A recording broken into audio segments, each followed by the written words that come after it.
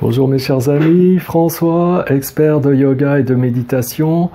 Alors je voulais partager avec vous quelque chose aujourd'hui, puisque bon, j'ai donné un cours ce midi, et encore une fois, bon, ça arrive de temps en temps, il y a des gens qui sont perturbés lorsque ponctuellement, parce que ma foi on est en ville, pendant le cours de Hatha Yoga, il y a du bruit à l'extérieur.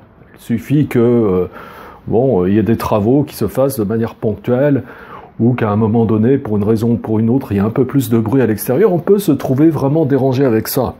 Alors, comment il faut composer avec ça et comment il faut envisager les choses pour, ma foi, transformer l'expérience et plutôt que de faire de ça, de cette situation un obstacle, au contraire, en tirer vraiment avantage et faire en sorte que ça vienne s'intégrer complètement dans notre séance et qu'on en retire peut-être encore plus de bienfaits.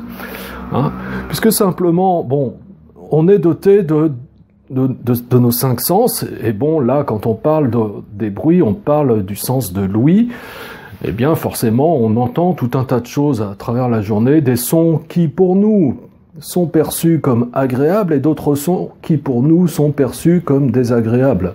Voilà. Alors c'est un petit peu ça, notre dilemme, c'est que on est toujours en train d'évaluer les choses en termes de bon ou pas bon, etc. Alors que quand il y a des bruits, même si de prime abord c'est un petit peu désagréable, eh bien si on se prête à l'expérience de s'unir au simple fait d'entendre comme ça, voilà, et puis d'être unis, le mental et le sens de l'ouïe ensemble.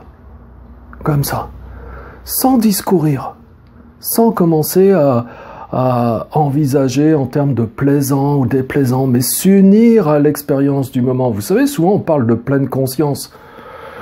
Eh bien, bon, c'est un peu prétentieux de dire pleine conscience, mais en tout cas, c'est de ça qu'on veut parler. C'est on s'unit à l'expérience du moment, à moins que ce soit une condition, une situation absolument extrême qu'on a à vivre. Ça, c'est autre chose, on ne parle pas de ça. Hein, on parle des petites choses qui, d'habitude, sont embêtantes pour nous, et faire l'expérience que c'est vraiment possible de transformer complètement tout ça, et de s'unir à l'expérience du moment, en l'occurrence, s'il y a des bruits un petit peu désagréables, la circulation un peu plus que d'habitude, voilà, on peut intégrer ça dans notre relaxation, dans notre calme, dans notre intériorisation, ça fait partie du tout simplement, voilà.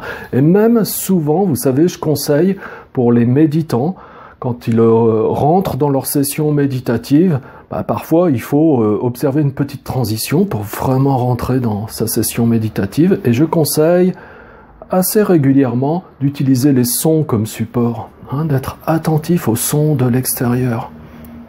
Hein. Les sons qui sont proches, les sons qui sont lointains, les sons qui sont à l'intérieur, à l'extérieur. Et mettre une attention totale pour percevoir tout ce que l'on peut percevoir avec notre degré d'attention, comme ça.